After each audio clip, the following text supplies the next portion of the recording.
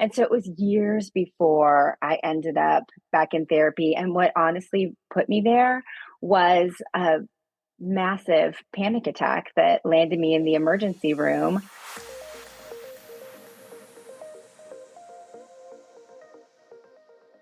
Hi, welcome to the podcast. Today, I'm grateful to be interviewing a wonderful person working in the area of grief support.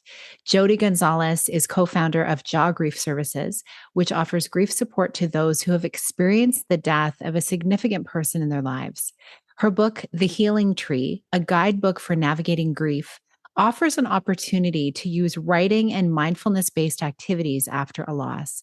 She holds a master's degree from the Graduate College of Social Work at the University of Houston. As a licensed clinical social worker in Texas, she spent almost 10 years working as a hospital and hospice social worker and 4 years as the director of community education for a nonprofit bereavement center in Houston. Jodie continues on her own grief journey following the deaths of her sister and brother in law in 2004. Jodie, it is such a pleasure having you here. And I love the way we initially connected. It was when you were offering condolences and encouragement to me after a recent loss that I faced in the community that we share. So thank you for that. And welcome to the podcast. Thank you. I'm so grateful to be here. I would love for you to share the beginnings of your journey into the field of social work and then also into grief support. I know that it's a very deep story. Often, anyone who I talk to or interview or just run across in my life who has begun some kind of caring support type of work, it is stemmed from personal experience. So, where did it all begin for you? Yes. So, I mean, in 2004, I was like an executive assistant at a department store in Chicago. I mean, I had the furthest, from social work. Although, as I reflect, I look at a lot of my volunteer work and it was probably always in there somewhere. But professionally, certainly not in that world. And I was living downtown Chicago, mid 20s, we just were having fun going to Cubs games. And my younger sister and brother in law had been married 2 years before. They were living in Georgia on an Air Force base and were 2 weeks from his departure date. And they were moving in with me in my apartment in Chicago. And I, partied on the 4th of July. And the next day was, hanging out with our youngest sister and got a phone call from my dad. And he said, pretty much, I think just straight out, Jamie and Andy are dead. And at the point, that's all we knew. And so it is like often they show in the movies, and your whole world has shifted just in that one moment. And so um, everything changed for me, over the course of probably the next year or two. And I ended up, moving to Houston where my parents were living, volunteering at Bo's Place here in Houston, which is a bereavement center for children, because I needed to do something with all of that. And I think for me, the constant through all this was like, how do I honor my sister and Andy? How do I stay connected in some way? And um, for me, it was through action. Like I had to just do.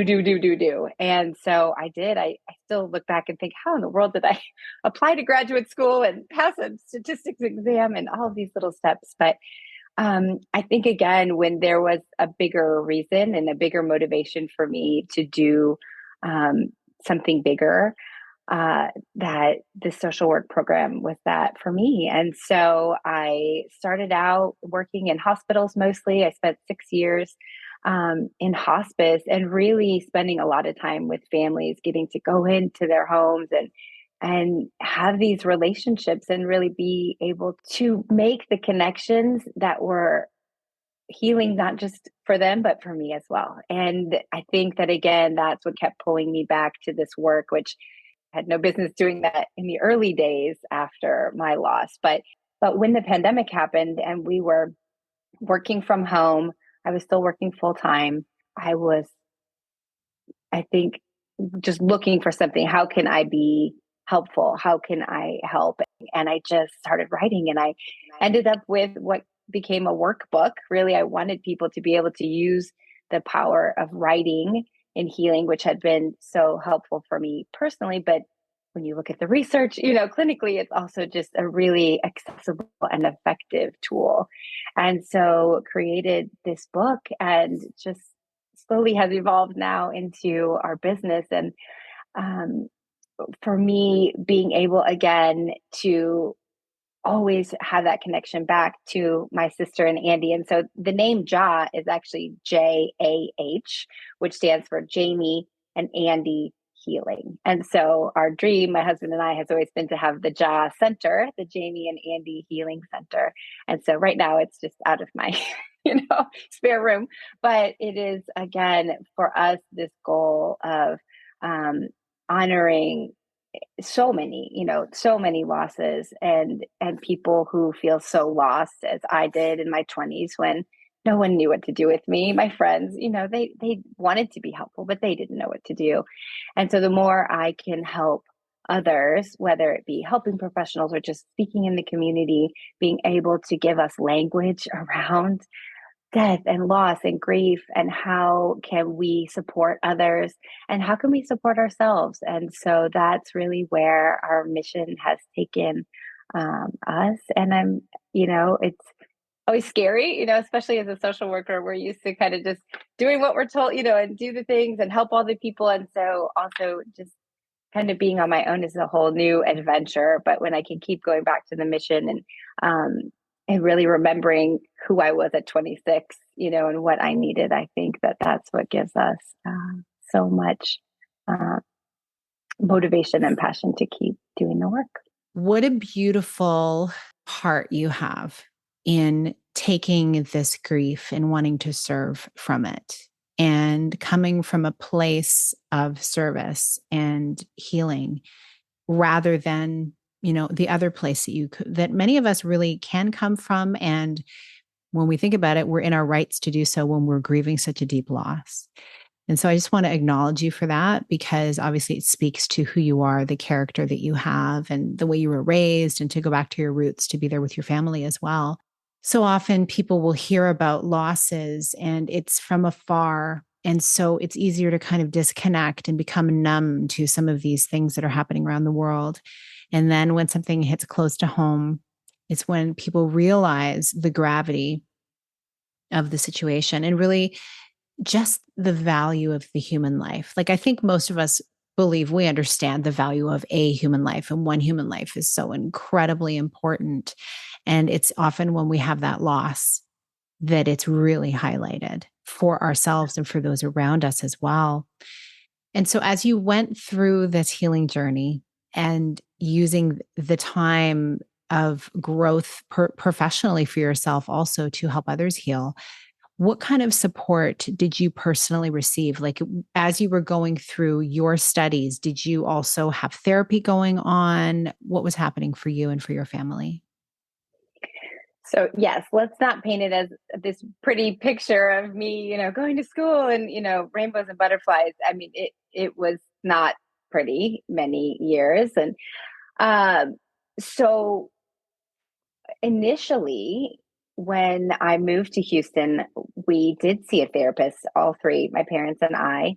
And it was one of those things where, like, okay, we think we need to start with dad because, we later found out he had diagnosable PTSD. But he, of course, was like, well, I'm just coming for you guys. So he never went again. My mother never wanted to see a therapist again. And of course, I was the one. But then I felt like, oh, well, they said, they were the ones. I didn't need anything. So I just moved on. And so it was years before I ended up back in therapy. And what honestly put me there was a massive panic attack that landed me in the emergency room about probably 6 years after their deaths. So by that point, I was working as a professional. I was working as actually an ER social worker at a hospital here in Houston. And we had traveled to Dallas for some event. And I ended up having just full blown check all the boxes panic attack. And so the anxiety had been there and I was trying to manage it. And of course I had learned all the tools, professionally, but as in many of us helpers, we know the things. It doesn't mean we're walking the walk. And so from there, I then started seeing a therapist. And then again, when we went back to trial 10 years later, I was in this new job as, my first kind of big job as a director level position. And I had two young girls. My youngest was probably a year at the time. And just all the things that are hard anyway. And then you add in going back to trial. And of course, I was asked to testify and all of the stressors that induces. And so we spent a month in Kansas City, sitting in a room with the man who did this. And, I again went back and had a lot of therapy after that. And so I'm a huge proponent of EMDR and just of recognizing what trauma can look like. Because for me, it was not their deaths necessarily at that point. It was the re-traumatization of the legal proceedings that for me was actually my trauma. And so I think sometimes people think, well, it's not like I was there or, I didn't witness this, but there are so many different levels and the things that can impact us in our grief and just how those layers. And when I do trainings now, I talk so much about the layers of loss. And for me, what I came to recognize is I had lost this future that I thought I was supposed to have.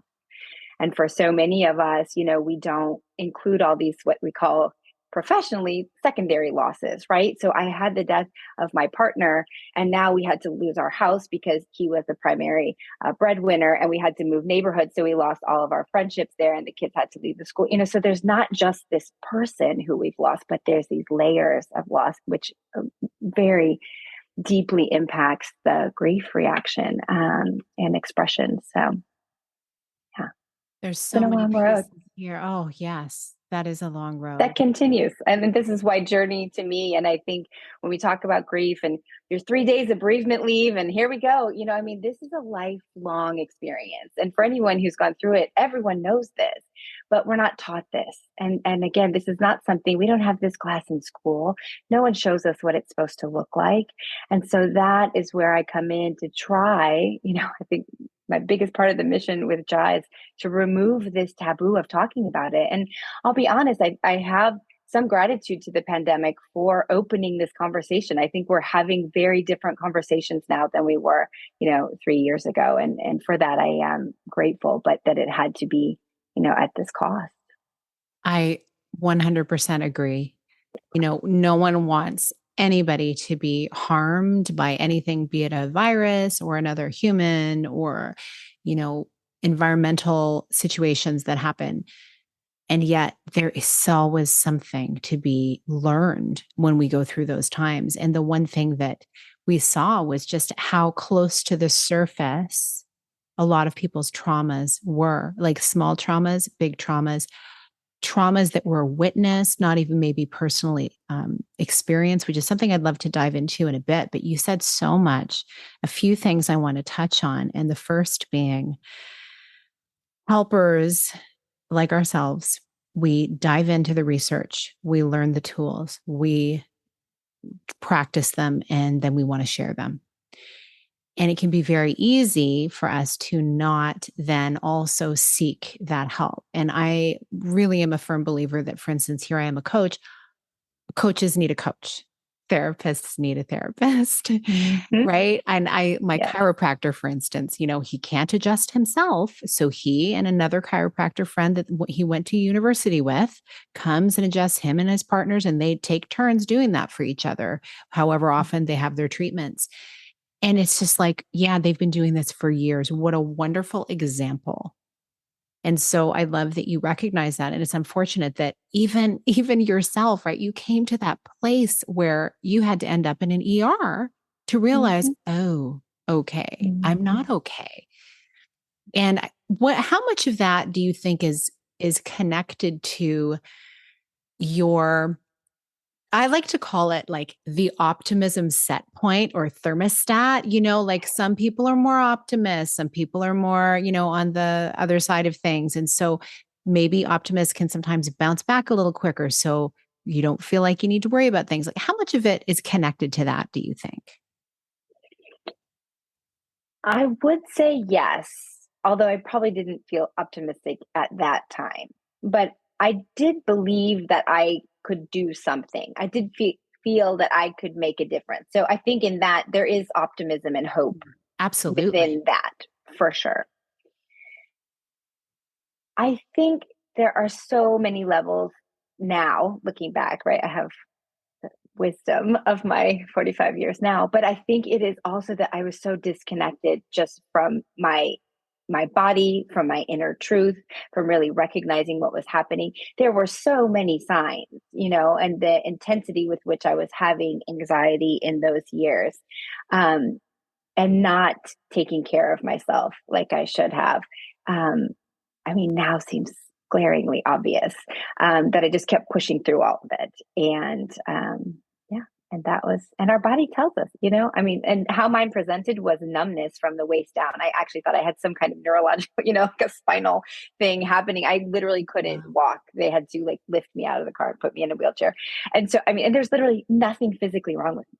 And so, again, when we ignore what our body is telling us, it'll just get louder. It will. And it's interesting how it will tell each of us differently, Mm-hmm. right? Some people, it will be a major upset in a relationship. Some people it will be like the physical ramification that you experience that seems totally unrelated to anything, right? Probably completely unrelated to anything you've ever felt before. Other people, they'll come down with a cold or they'll lose their voice. It's like different for everybody. And so it's, I've shared with you a little bit about my story in terms of the whole starting of my self-care strategy work is connected to the loss of my sister and the realization at that point of how disconnected we can be from ourselves. Men, women, doesn't matter who. And I believe the reason is that it's just been so conditioned into us to be productive over anything else, at least in the Western world. Right. And so I'm curious to know, what are your thoughts about that? About how, like you mentioned, bereavement, okay, 3-day bereavement, and then get back on the horse. Like, where did that come from? And is that changing because of the awareness that we're starting to have? Well, this is a huge piece, and a huge piece of where I'm looking towards in 2023 is it has become so wonderfully out in the open that corporations, big business is really starting to look at mental health and how they failed and what can they do better. And I think really starting to come from a bottom up approach of what is best for our teams and how do we lead, by example. And so just I think this time is the window. This is the window to say, are we trauma informed as an organization? Are we bereavement informed? Let's look at our policies. Are these realistic? And sure, we might have what's called a funeral leave, right? Like a memorial leave, because maybe 3 days, which is not even enough for most people, to be perfectly honest, for a funeral. But then what is the bereavement policy? So what is our policy saying? You're going to have days where you just can't come in. I mean, this is not going to happen. Or what's the policy when you're at work and you're starting to have a panic episode, and like, how do we get you to a safe place? Is there some place here in the office? Can we get you a ride home? Like, what is the thing when this happens? Not if it happens. Like, it is absolutely anyone who has had a loss and who is of working age and had to go back to a job. At least there was one day, and mine are vivid, the days where I just had to go home or I just could not show up. And so, again, how do we talk realistically to leaders and administrators about what it looks like, what it really looks like, and how can we be supportive as an organization to keep people in their jobs, so they're not having to leave, or certainly not that they're getting dinged or fired because of, their inability to focus, which is cognitively very normal, in the short term after a significant loss. We have, significant cognitive impairments, confusion, memory loss, inability to focus. I mean, anyone, and this, I'm sure you can't even read more than a paragraph and you're like, I don't know what I just read. Yeah. And so how do you go back to school? How do you go back to work? I'm working with a university here in Houston, and, we're talking about that. What does your bereavement leave look like for students when they've had a loss? And how can we start to really dig deep into these policies that honestly are just laughable.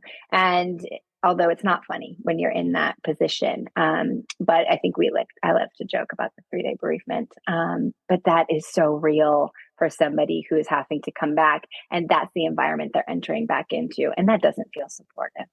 No, you're absolutely right. And I think it's wonderful that you're working with the university on this, because this is something, because we as a culture have not been taught truly how to move through this. I mean, yes, some religious circles, they've got their, they have an official memorial or a funeral, and they, provide meals, and that's wonderful. And they know, hey, they've got the church leader or whoever to be able to go to.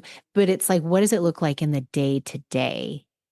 That is where all of us need guidance, because it's going to look different for everyone. And we don't have role models to look at who have actually successfully walked through it in such a way that it was seamless and it felt supportive. I mean, will it ever be seamless? It's human life we're talking about. It's going to be different for everyone. But what is the ideal? I don't think we've even Yes. thought of what could an ideal be. Yes. And so, as you're sharing this, it gives me some hope, because there are some changes on the horizon. I love how the conversation about mental health has really opened up. My father had mental health issues for his whole adult life, and which began with a nervous breakdown, interestingly enough. And then because of the time that it happened, he was 19, he had electroshock therapy. So that's how long ago this was. So then medicine for many, many years.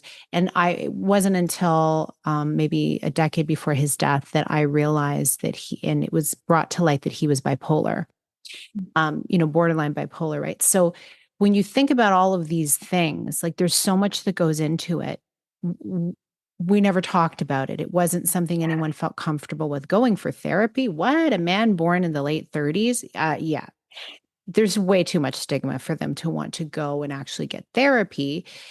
When now here we're talking about these things, and it's so much more open, and that's beautiful, because the human mind and heart, you can't put it in a box. And I mean, you said, like, when you said bereavement policies, it's actually the word policy attached to grieving. It actually kind of Mm-hmm. sounds funny too, right? Mm-hmm. Policy. What is my policy? Yes. And yet I know big Yeah. organizations need to have policies, but like, this is the gravity of the situation. We're human beings living our lives, and our work is a very big part of it.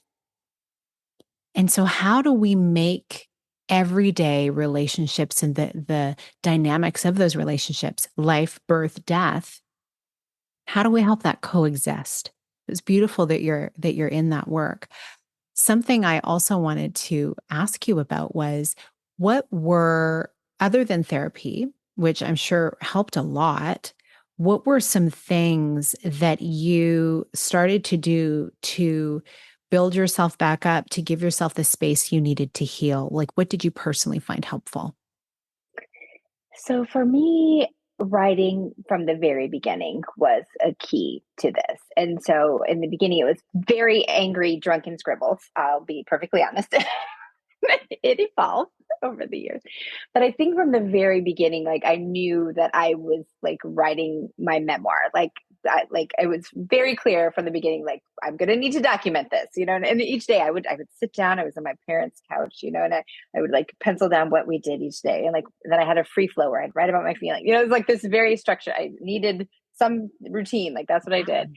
And then for me, one of the hugest things I did right away, I spent weeks, if not months, creating a scrapbook of basically my family's life. And it was really focused on Jamie and things that she loved and things that we did as a family. And that was like, now in retrospect, like, so healing for me. I'm a very creative person. I certainly wouldn't say artistic, but I mean, we must have spent like, I don't even know, hundreds, thousands of dollars. My mom and I would go to get all the little stickers and all the little things, but we went through thousands of photographs, and I picked all these photographs and we copied all these photos and we put them in this book. And when we got ready for the, whatever they called it, pre-trial hearing, I had brought the book just to show other family members, because I was obviously in Texas and his family's all still in Illinois. And so everybody came for that. And I just brought that. Well, somehow the lawyers got a hold of it and they put it into evidence. So that was actually utilized as part of the backstory to show our family and who my sister was. And it was so, it's just wild to me to see that, and for that to actually be a helpful thing, like that it actually felt like it was helpful. It felt at the time kind of silly. I'm doing stickers like I'm 12 years old, and it's gorgeous. Like I look at it now and it is really just such a beautiful gift. And now my daughters are 6 and 9, and every year around the 4th of July weekend, the anniversary of their death or her birthday or anytime, I'll pull it out and we'll go through it. And as they get older, they have different questions about her, and I can tell stories. And to that, again, this point of connection for us, it has ended up being just such a beautiful gift to me and to my family. So art and creative expression is huge. And so those are two of the key pieces to my workbook, because again, there's proven research, but also just I know that it works, and not for everybody. Everyone's going to have different avenues that work for them, but different forms of creative expression, whether it's through music or poetry or, we have so many different opportunities to honor the person or create memories that hold such power. And I think for me, what I've learned without a doubt in my years of doing this work is the key piece of all of this is finding a way to stay connected to our person. Because just because that person is no longer physically present, it doesn't mean that that relationship has ended. And so how can we find ways that are just unique to our relationship that we can maintain that connection? So like I was given one of her rings, her wedding band, and I wore it and I may still wear it. I don't wear it every day anymore, but for years I wore it every day, on a chain around my neck. And so for some people it's jewelry. It could be anything. Some people, we also created a memorial in their honor and give a scholarship. For some people, it's a very formal thing, but for other people, it's like they leave. I remember this one story. He was a big Harley driver, and the wife left his jacket and his boots on the chair, and the boots on the floor right next to it. And he had the jacket over the back of the chair, and she left it there. And that brought her comfort. And, so many times what we hear is like, oh, that's kind of weird, or, like leaving the belongings in the room or whatever it is. But to me, anything that brings comfort and allows you to stay connected to that person, that's not inhibiting anything. It's not hurting. You're still getting up every day and getting dressed and going to work or taking care of your children, whatever it is, that those are healthy, real ways for us to maintain a connection, and they're not hurting anybody else. And so again, we do what we need to do to keep that alive. And I've just heard so many beautiful stories over the years of how people do that. It's amazing. I love that so much. And I just want to say to you, I believe I've said it to you already pre-recording, but I am so incredibly sorry for this loss that you experienced. It's so evident how close your relationship was with your sister. And, having lost my sister as well, and I was very close to her, it's, those types of relationships are so special. Not all of them are, but it seems like in yours and my case, they are. And to have such a sudden loss with no warning, that's a really hard place to come through. I had a little bit of time. I had 6 weeks of the hard stuff and was able to have that closure in those final conversations. But, tell me how much of the healing process is helped in your experience, either personally or professionally, when someone has lost someone, but they've actually had a very solid connection. Like they have, there's things that have been said and not left open-ended. How does the healing process differ from someone who perhaps has been at odds and never had those hard conversations and then is feeling regret? So this is a really powerful question. And so I'll start just with myself and I'll go bigger. But just like you said, you were able to have those conversations, but I wasn't. But I'll be honest with you, it didn't matter. My family, all of us felt exactly the same way because we were so close with Jamie. And Jamie was one of those people who was like, if you hadn't called her in like a week, she'd be like, it's been 6 days and 4 hours since you called me. And I'm having to call you now. So she was always keeping us together. We called her the glue. She was always, making the plans. And so none of us, even though I'll be honest, she had called me several times that night. There had been some conflict going on, and she had called me several times that night on the 4th of July, and I was out partying, and I didn't call her back. And so, I mean, that could have been a point, but honestly, I was like, I didn't feel that regret. And I think for so many people who have a close relationship, even if you didn't get the chance to say goodbye, your grief is very different than somebody who maybe was estranged for many years or had a very conflicted relationship. And so what we say often professionally in bereavement, if the relationship was conflicted, the grief will be conflicted. And so there's often a much higher chance of complicated grief. We want to get like technical terms, complicated grief reactions for someone with whom the relationship was strained or conflictual in nature. And even there's something we talk about a lot called disenfranchised grief, which I don't want to get too technical, but I think this is so important for people to hear because often this will come up. I'll give an obvious example would be a divorced couple. And so the ex partner dies. And maybe they had a good relationship raising their children, maybe they didn't. But either way, there is this huge amount of grief for the surviving partner.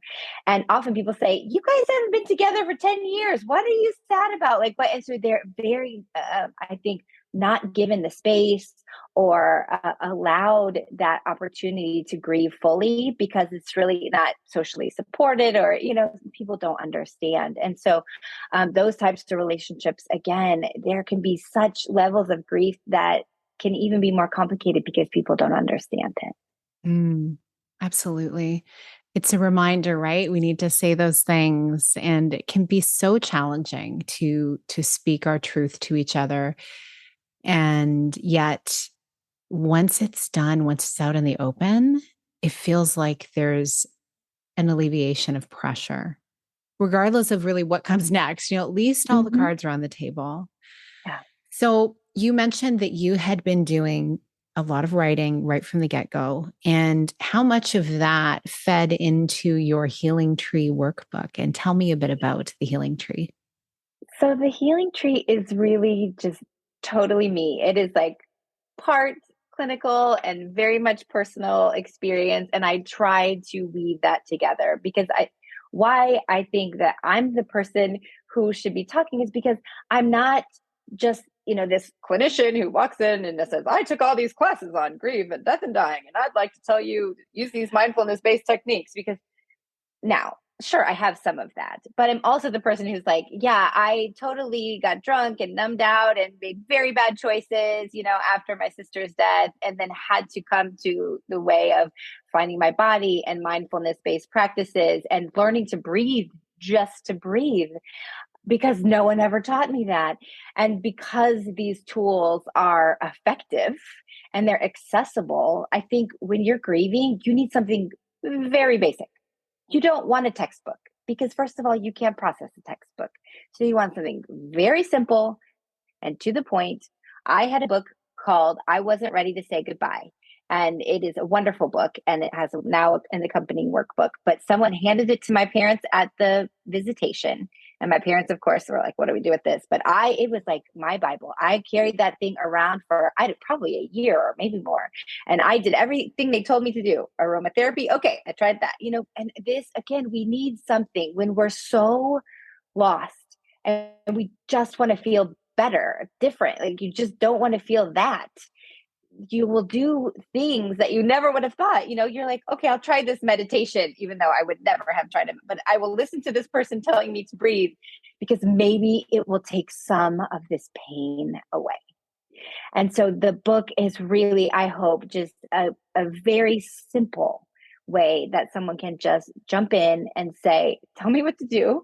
And it's not going to work for everyone, and that's why I tried to incorporate some things that say, get outside and sit in a chair and listen to the birds, or, now write about this, or, draw this. We have a mandala in there. You can make your own. You can color one that's already in there, but like there are different ways to use creative expression. And I hope it's accessible, because that is really the goal. It's not big and thick. It's something you can throw in your bag when you go. And I really wanted it to be both sides of that. I'm not someone who had this loss and it's like, well, I'm going to say my experience, because now I do have the luxury of a decade, over a decade of hearing people's stories, of seeing what it looks like. And, so I can utilize that collective experience, and it's not just my own personal reflection, but there are snippets. And I tell people, you can ignore these, but I have these kind of inlaid sections that talk about, in each kind of theme or each chapter, what my experience was related to that. And the feedback that I've gotten is that was really a connecting point, that allowed me, the human, to come into the book. There's something about the power of story to help us move through and to look at our own lives through the lens of someone else's story. And that is healing. It's that connection of knowing, oh, that feeling that she was expressing here in this piece, I've felt that. I don't feel so alone. And knowing that we truly are, as diverse as our experiences are, our emotions are always like, we have the similar range of emotions as human beings. And there's nothing like feeling connected to heal. And so I'd love also for you to share about, you talked about you are exploring this whole concept of continuing bonds. I'd love for you to go into that, because when you and I first connected, and it was in a chat box on a Zoom call, I had mentioned about realizing I had like 9 losses in the last 10 years, and like of parents and siblings and aunts and uncles and people who are in my close family. And you were very kind in your response. So thank you for that. And you mentioned something about continuing bonds that I think would be so helpful for listeners. So again, without getting too clinical, it goes back to what I was saying earlier. It's like, how do we continue that relationship? That the energy is just shifted. And so when we're not able to do it in a physical way or an outward way, how do we do it in another way that feels special? And for me, one of my very favorite concepts is something called extraordinary experiences. And this, primarily in my years working in hospice, has become so evident to me. And so what we hear so often is experiences of feeling, like heat in his side of the bed, or, there's like just the feeling of like a touch on your shoulder in the kitchen, or whatever for that person was the experience. Often I hear it like there's a family gathering and, it was in that empty chair. And so there are these experiences that are not explainable, but that to that person are undeniable connections to the person who is gone. And again, I think it can go so many different ways, but it's like, how do we connect? So many times it's through dreams. I hear so many just incredible stories of what I call, and others in literature will call, visits. And they're very different from general dreams. And, again, not speaking for anyone else, but for myself, I did have visit dreams from both Andy and Jamie after the death. And I'm a person who doesn't remember my dreams ever. So for me, this was really intense. And Andy came first, which I also thought was very strange, and waited weeks and was like very angry and upset and frustrated until I had a visit from my sister in a dream. But again, this sense of comfort. And often these are things that bring a very intense sense of peace and comfort to the bereaved person. They're not scary. They're not something that feels haunting but they're just very comforting, peaceful experiences. And so that's just kind of one thing. But again, continuing bonds for me is something of how do we create ritual? I use a section in the book really focused kind of on ritual and finding ways to stay connected. Often people will have a certain thing that they did with that person. So perhaps, I heard many times, particularly it was the death of a mother, that was a person they called every morning on their way to work, or, that they talked to every day before, they went to bed. And so when we have certain times of the day, particularly that are potentially a trigger time, that's a perfect time to create a ritual around continuing that bond. And so we know that's going to be a point where it's going to be super hard for me and a super hard point of the day. What can I do instead at that time? Can I read her favorite poem? Can I, what can I do? Can I just light a candle and sit quietly, play her rock out to their favorite music on my drive home, Yes. from work, like whatever that is. And for everyone, you will find your own thing. But that to me is so amazing. And I'm just going to share one quick story because I just think this is so beautiful. But I recently was working with a client who we were doing kind of loving kindness phrases or self-compassion phrases. And so usually you start with asking, so what do you need? And she's like, I just need a hug from him. It was her partner who had died. And, we said, okay, well, obviously we can't do that. But generally the loving kindness statement will say something like, may I feel or may I be? And so I said, well, what about may I feel held? And, we came to kind of this may I feel held. And so when we met the next time, I, always ask, how did it work out with your phrase? Did you use it at all? And she said she often went to nature. That was her place to connect with him and for her just to work on, through her grief when she was having kind of an emotional time. And so she said, I was out in the woods, I was doing my hike like usual, and I thought on the phrase, and she said, you won't believe, but the most incredible breeze just blew through and I could feel that just kind of wrapping around me. And I knew, and I still get the chills when I think about it. And the point again is not that anyone else would know this or feel this or recognize this or acknowledge it, but that for the bereaved person, we know when we feel it and when we experience it, and that it's going to look completely different for everyone. But when we're given places to be able to talk about them, because I think, again, people will think, oh, they're going to think I'm crazy or this, but when we can share it, and I think why I was honored over the years to hear so many of these experiences was because I'm very open to that, understanding and to be able to hear those stories. And it's incredible. So it's just That a little is bit, there's more. Oh, I'm sure so many stories. That's so beautiful that she got that confirmation. Oh, I know. I love the idea of ritual. When it was my mother, there would be a time of the day that I would call her because she'd recently moved here prior to her stroke. And so there were times I'd go to pick up the phone and I'm like, oh, right. And so what I would tend to do is I would just, say, hey, mom, I know you're okay now. I just like would talk to her for a moment, or I say, I think I'm going to make us a cup of tea or something, depending. It was different all the time, but just that I'm very verbal. I'm now, hello podcast. I'm an outward processor.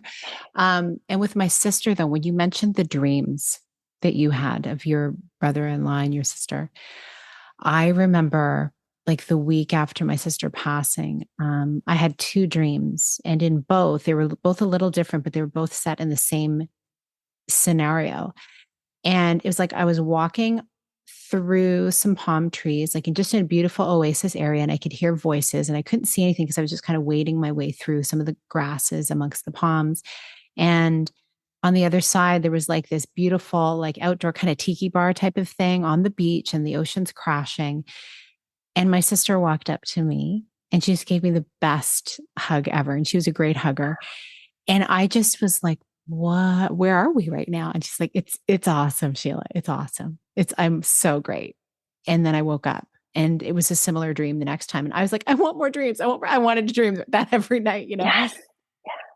And so, yes, the feeling of peace. And it just was like, wow, this felt like a sign of my faith, connected to my, she's in a better place kind of thought.